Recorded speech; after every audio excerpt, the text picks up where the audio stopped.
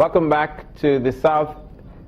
Welcome back to the southeast and Owerri in Imo State. And we understand that the crisis at the Federal Medical Center has taken another turn as the national executives of the Joint Health Sector Union converge on Owerri, the Imo State capital, in a solidarity protest against the reinstatement of the medical doctor, Dr. Angela Owakem. The health workers in their hundreds marched from their office of the National Association of Nigeria Nurses and Midwives along with the road, that is the road where they march in Owerri, all through to the Federal Medical Center along Olu Road, carrying placards with various inscriptions and chanting solidarity songs. The national president of the Joint Health Sector Union, Johesu, says the health workers in the center are downing tools indefinitely until the Ministry of Health ensures that the medical director steps aside as the corruption charges against her are under investigation.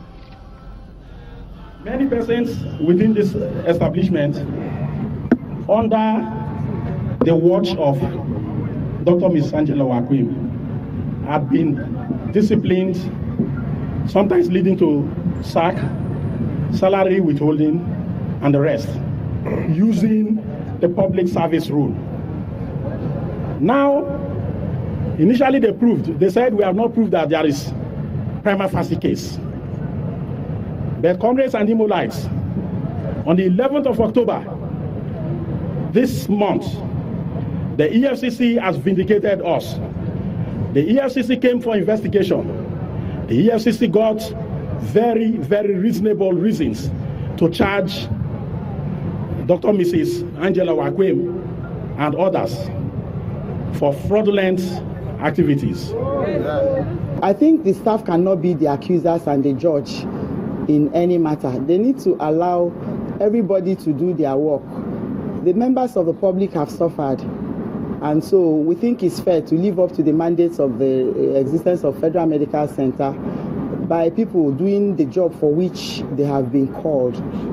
I'm very sad to hear they talk about downing tools because it's uncalled for.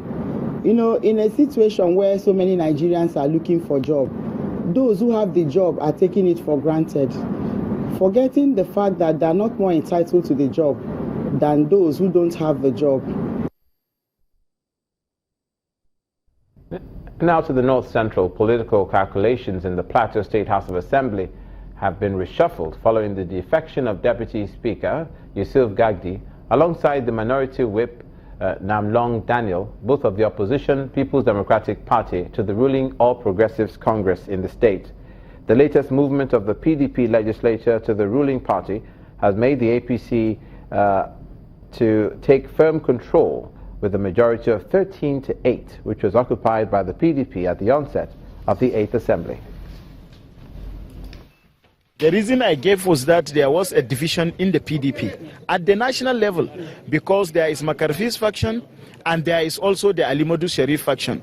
That meetings and counter meetings are going on to put these two factions together, and by the constitutional provision, section 109 of the Constitution of the Federal Republic of Nigeria, subsection G, speak volume that when there is a division at the federal level, the member of a parliament can defect to another party. I rely on that to defect. But so first to say that I did not only defect because there was division in PDP, simply because my people belongs to the All Progressive People Congress. But the PDP, as a responsible party, there are constitutional means. We will resort to following our legitimate to reclaim our mandate through the constitutional means. And that is just the clear terms. The constitution is very clear. So the party will follow the constitutional means of reclaiming its mandate, because it is a clear mandate of the PDP. And let me tell you, it's unfortunate that today they were representing the people under the PDP, that they have good followership, but unfortunate today for their actions, they are just like generals without a troop, because they left without the people. They have abandoned their people who elected them under a party. Finally, councillors in Kwara State are demanding for payment of their 8-month salary arrears. With their tenure to elapse in 2 weeks, they are appealing to the state governor to intervene. In recent times, Workers across the 16 local governments of Kwara State embark on strike action to press home the demand for the payments of their salary arrears, in which the state governor intervened to settle the matter. Now the elected councillors across the 193 wards across the state also addressed journalists claiming that they are being owed salaries of between 6 to 8 months. Our salary, say, it ranges from 6 to 8 months. And the reason why we are appealing to the state government is this: we have very little time to the expiration of our tenure. And we are not civil servants, we are politicians. So if we are being owed for 6 to 8 months while in the office, when we leave the office, how do we collect our outstanding salaries? And that is why we are appealing to the state government to find every mayor to meet these our needs before we leave the office. Reacting, the state chairman of the Association of Local Governments of Nigeria, which is the body of local government chairmen, admitted that the councillors are being owed salaries, but blamed it on the current economic downturn. The problem was very much on the ground by the time we were coming in. In the past, what we know was that payment of allowance is like furniture allowance is a function of a reserve.